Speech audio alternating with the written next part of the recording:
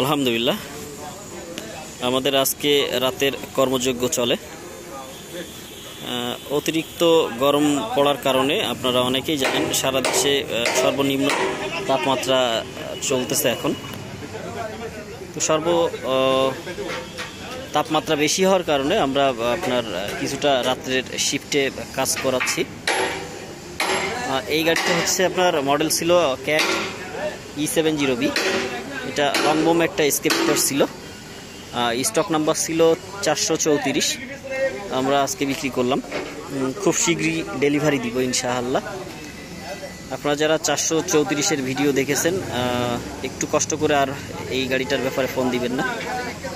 আমরা গাড়িটার showroom condition করব, টুকিটাকি কাজ রেডি করে দিচ্ছি। এবং এই পাশে আছে আমাদের